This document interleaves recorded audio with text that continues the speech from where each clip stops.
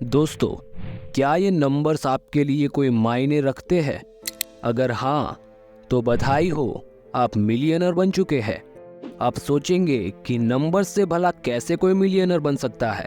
तो दोस्तों, ये एक कोड है और मैं गारंटी देता हूँ कि अगर आपने इस कोड को सॉल्व कर दिया तो आप 93 मिलियन US$ के मालिक बन जाएंगे। ये नंबर्स 3 इंक्रिप्टेड मैसेजेस है जिसे बेल साइफर्स के नाम से जाना जाता है, जिसे अगर डिकोड कर दिया जाए तो आपको एक खजाने की लोकेशन और उसके पूरे डिटेल्स मिल सकते हैं। ऐसी ही और मिस्ट्रीज के लिए हमारे चैनल को सब्सक्राइब करें और वीडियो को लाइक करें। बेल साइफर्स की कहानी की शुरुआत 1817 में अमेरिका से होती है। ये एक ऐसी कंट्री है जहाँ के लोग ट्रेजर हंटिंग के बहुत ही ज्यादा शौकीन है और हाँ, मिस्ट्री के भी। और ऐसा ही एक आदमी था, थॉमस जे बेल, जो 30 ट्रेजर हंटर्स के ग्रुप के साथ न्यू वर्जीनिया से निकला था। और वो लोग सेंटा फे में पहुंचे, जो उस समय स्पेन का हिस्सा था और आज न्यू मैक्सिको का। उन्होंने वहां तकरीबन 18 महीनों तक माइनिंग की और गोल्ड का भंडार इकट्ठा कर लिया था और वो ये सारा गोल्ड वर्जीनिया वापस ले आए। वर्जीनिया वापस आने के बाद बिल ने उस सारे गोल्ड को एक गुप्त स्थान पर छिपा दिया, जिसके छिपाने के लोकेशन की जानकारी सिर्फ बिल ही जानता था। बिल और उसके साथियों को चिंता होने लगी कि बिल के साथ अगर कोई घटना हो गई तो वो लोग इस खजाने को कभी भी हासिल नहीं कर पाएंगे और ये खजाना गुमनामी में चला जाएगा। तो ये इंश्योर करने के लिए कि उनके मरने के बाद भी खजाना खोजा जा सके, बिल ने 3 इनक्रिप्टेड मैसेजेस में एक कोड तैयार किया और उसे एक मेटल बॉक्स में बंद कर दिया। इनमें से पहले कोड में खजाने की लोकेशन के बारे में बताया गया था, जबकि दूसरे कोड में खजाने की वैल्यू के बारे में, और तीसरे कोड में ये बताया गया था कि बिल के साथ गए हंटर्स कौन कौन थे और उनकी फैमिलीज और उनके एड्रेस क्या है। और वो अपनी जर्नी के दौरान जिस होटल में रुका था, उसने ये बॉक्स उस होटल के मालिक रॉबर्ट मॉरिस को सौंप दिया। उसने मॉरिस को सख्त निर्देश दिए थे कि वो ये बॉक्स तभी खोले जब या तो बिल वापस आए या फिर उसके ग्रुप में से कोई आदमी।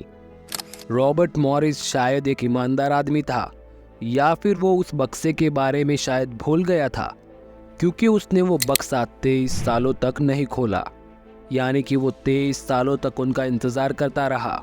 मॉरिस को पता चलने के बाद उसने अपने जिंदगी के 20 सालों तक इन कोड्स को डिकोड करने की कोशिश की, लेकिन वो सफल नहीं हो पाया। वैसे तो बिल ने उसे कहा था कि अगर वो वापस नहीं आया तो वो एक मेल के द्वारा इसके सॉल्यूशन को भेजेगा, लेकिन वो मेल आज तक नहीं आया। साल था 1860 और मॉरिस अब बूढ़ा हो चुका था। उसे लगा कि अगर वो मर गया तो साइफर्स का रहस्य भी उसके साथ दफन हो जाएगा। ऐसा ना हो, इसलिए उसने ये सारी जानकारी अपने एक करीबी दोस्त को सौंप दी। वैसे उस दोस्त का पता आज तक नहीं चला है कि वो कौन था। वैसे वो जो भी था, लेकिन था बड़ा ही इंटेलिजेंट, क्योंकि उसने एक बहुत ही बड़ी सफलता हासिल करके 3 में से दूसरे नंबर के साइफर को सॉल्व कर दिया था। लेकिन दुर्भाग्य से ये कोई इम्पोर्टेंट बात नहीं थी, क्योंकि खजाने की लोकेशन के बारे में तो पहले नंबर के साइफर में बताया गया था। उसे उस खजाने की वैल्यू के बारे में तो पता चल गया था, जो कि आज के समय के 93 मिलियन US$ का था। लेकिन अभी भी लोकेशन की जानकारी एक मिस्ट्री बनी हुई थी। बेशक ये एक सफलता थी, लेकिन निराशाजनक। लेकिन इस मिस्टीरियस दोस्त ने निराश होने के बजाय एक नई तरकीब अपनाई और बेल साइफर्स को बेच दिया। अब आप लोग सोचेंगे कि उसने इस जानकारी को किसी ऑक्शन में बेचा होगा, तो जवाब है नहीं, क्योंकि उसने इस जानकारी को वर्जीनिया के सभी लोगों को बेच दिया। लेकिन कैसे?